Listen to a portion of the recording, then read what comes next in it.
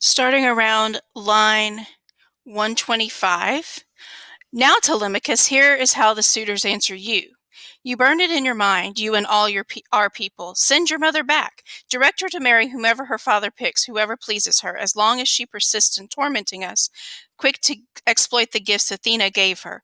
A skilled hand for elegant work, a fine mind, and subtle wiles, too. We've never heard the like, not even in old stories sung of all Achaea's well-coiffed queens who graced the years gone by.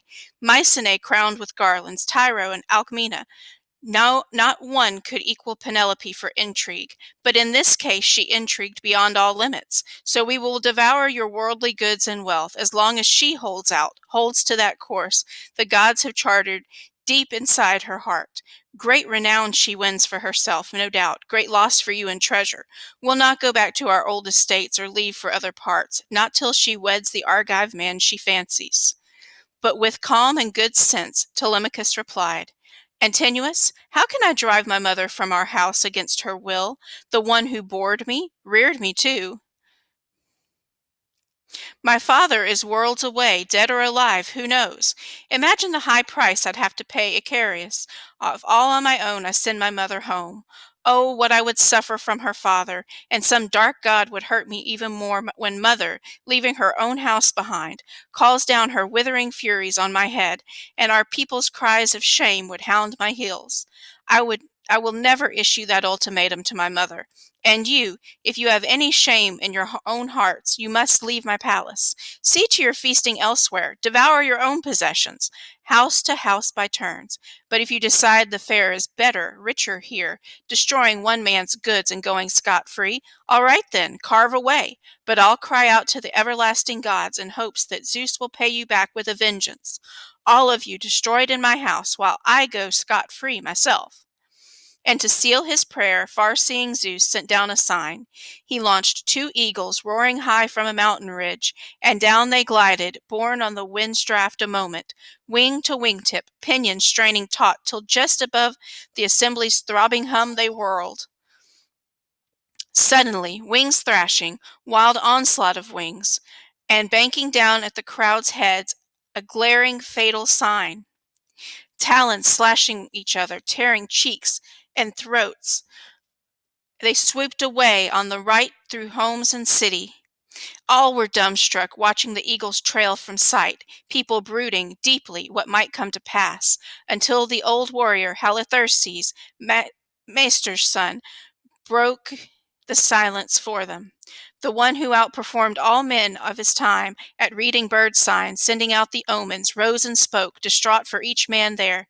Hear me, men of Ithaca, hear what I have to say, though my revelations strike the suitors first of all.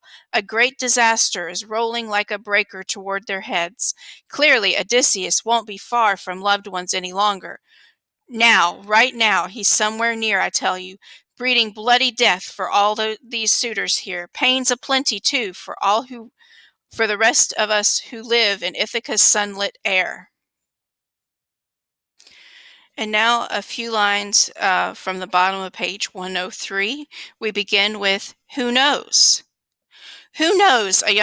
Another young blade up and ventured. Off in that hollow ship of his, he just might drown, far from his friends, a drifter like his father.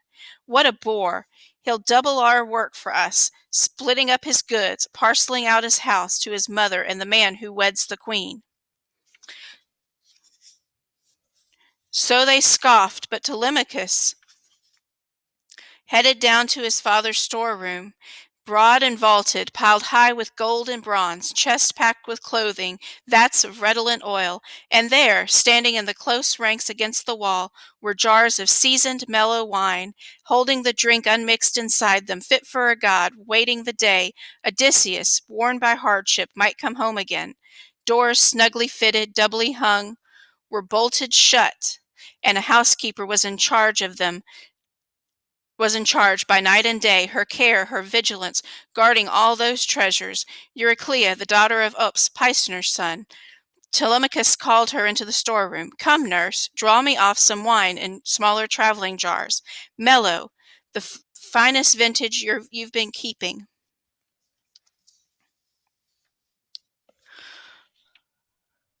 Next, to what you reserve for our unlucky king, in case Odysseus might drop in from the blue and cheat the deadly spirits, make it home. Fill me an even dozen, seal them tightly, pour me barley in well-stitched leather bags, 20 measures of meal, your stone-ground best. But no one else must know. These rations now, put them all together. I'll pick them up myself toward evening, just about the time that mother climbs to her room and thinks of turning in. I'm sailing off to Sparta, sandy Pylos, too, for news of my dear father's journey home. Perhaps I'll catch some rumor. A wail of grief, and his fond old nurse burst out in protest, sobbing. Why, dear child, what craziness got into your head? Why bent on rambling over the face of the earth? A darling only son, your father's worlds away, God's own Odysseus, dead in some strange land, and these brutes here just wait. The moment you're gone, they'll all be scheming against you. Kill you by guile, they will, and carve your birthright up in pieces. No, sit tight here. Guard your own things here.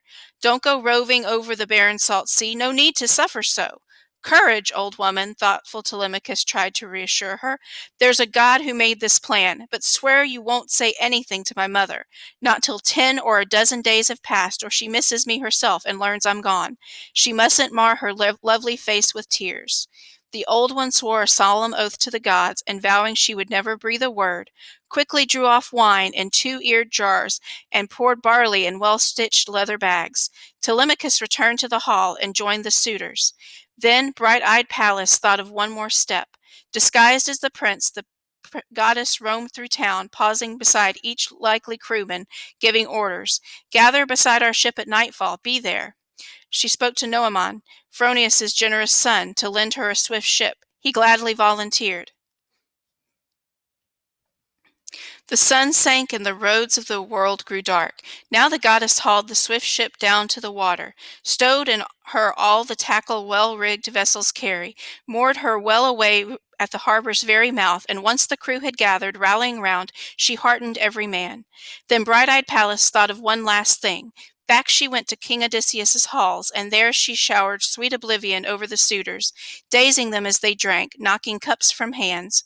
No more loitering now, their eyes weighed down with sleep. They rose and groped through town to find their beds, but calling the prince outside his timbered halls, taking the build and voice of Mentor once again, flashing-eyed Athena urged him on. Telemachus, your comrades at arms are ready at the oars, waiting for your command to launch. So come, and with our voyage now we are wasting time. And Pallas Athena sped away in the lead as he followed in her footsteps, man and goddess. Once they reached the ship at the water's edge, they found their long-haired shipmates on the beach. The prince, inspired, gave his first commands. Come, friends, get the rations aboard. They're piled in the palace now. My mother knows nothing of this, no servants either. No one has heard our plan. He led them back, and the men fell in and fetched down all the stores and stowed them briskly, deep in the well-ribbed holds, as Odysseus' son directed. Telemachus climbed aboard. Athena led the way, assuming the pilot's seat and reserved stern, and he sat close beside her. Cables cast off, the crew swung to the oarlocks. Bright-eyed Athena sent them a stiff following wind, rippling out of the west, ruffling over the wine-dark sea as Telemachus shouted out the commands to all his shipmates. All lay hands to tackle. They sprang to orders, hoisting the pinewood mast. They stepped it firm in its block amidships, lashed it fast with stays, and with braided rawhide halyards hauled the white sail high. Suddenly, wind hit full and the canvas bellied out, and a dark blue wave, foaming up at the bow, sang out loud and strong as the ship made way, skimming the whitecaps, cutting toward her goal, all running gears secure in the swift-blacked craft. They swept up bowls and brimmed them high with wine, and poured libations out to the everlasting gods, who never die, to Athena first of all, the daughter of Zeus, with flashing sea-green eyes, and the ship went plunging all night long through the dawn.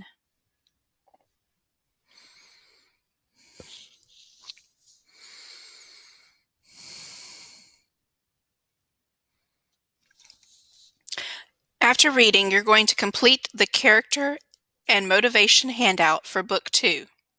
For the character Telemachus, you're going to record a description of major episodes. What are the big events that happen in this book?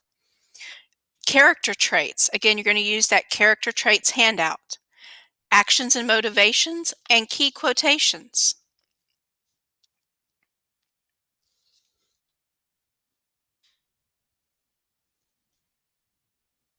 I'm going to give you about 22 minutes to work on this.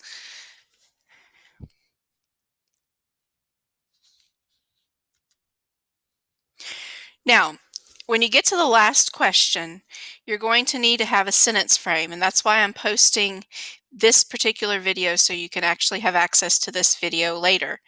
In book 1, Telemachus was a blank, which you're going to fill in with one of the adjectives from your character trait handout, character because blank, whatever event caused him to be that way. However, in book 2, he seems blank, and you're going to fill those last two blanks in with adjectives to describe your character trait from the character trait handout.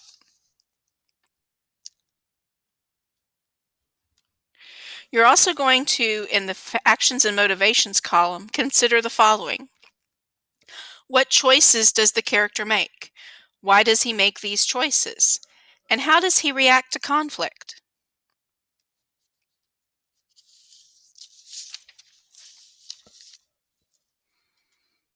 And for homework, you're going to complete your Book 2 Character Motivation handout. You're going to need your copy of the Odyssey as well as your copy of the Book 2 Character Motivation handout. And I'm going to go ahead and close this out. Congratulations, you have completed Lesson 10 of the Odyssey unit. In this lesson, you learned more about the conflicts that the characters are facing in Book 2 of the Odyssey. You also learned how a complex character develops over the course of a text.